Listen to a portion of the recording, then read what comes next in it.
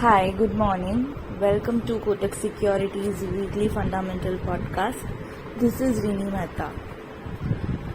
The Indian economy has shown a robust growth of 8.4% in fourth quarter, and even if you see globally, US personal consumption expenditure inflation has also stabilized, which has contributed to increased investor optimism. This has further boosted the sentiment for BFSI, metal and infra sectors, especially as the GDP growth was led by investment growth at 10.6% in second quarter of FY24.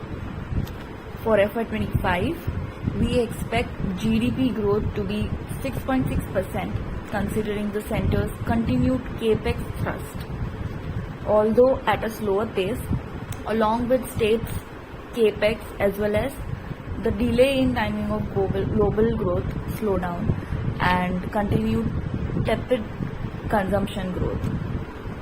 On 1st March, the Indian stock markets closed higher for the second consecutive session, with the Nifty reaching a new all-time high of 22,353 and which was an increase of 1.6%. The Bank Nifty also saw an increase of 2.5%. The metal index surged 3%, while the bank, capital goods and oil and gas sectors each saw a 2% rise. However, the healthcare index declined 1% and IT was down by 0.5%. If we look at foreign investors' activity at this time, so FII sold to the tune of rupees 15,962 crores in February. However, domestic funds showed confidence and bought more than 25,000 crores of equity in the same month. Now let's look at the top stock ideas from the research desk. First, our pick is SBI. So we maintain a buy rating on SBI and is also our preferred pick from banking space despite its recent performance. The bank has withstood most concerns with negligible impact on earnings. We do not see a specific tailwind that can cause a re-rating in the short term, but we are relatively comfortable to build a lower credit cost as a key argument. So outperformance is likely with other public banks given the sharp convergence in multiples. So we have the target of 850 currently on the stock. Lastly, we also like Supreme Industries. We have a buy view on the stock with target of 4,640.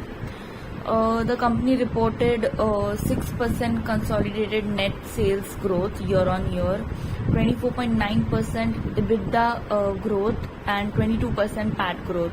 EBITDA margin at 15.5% was better than estimates, led by higher margin in plastic piping, industrial and consumer business.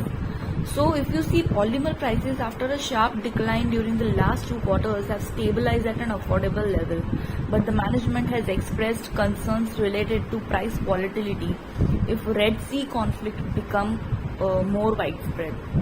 The management has indicated strong demand for plastic piping segment from plumbing segment.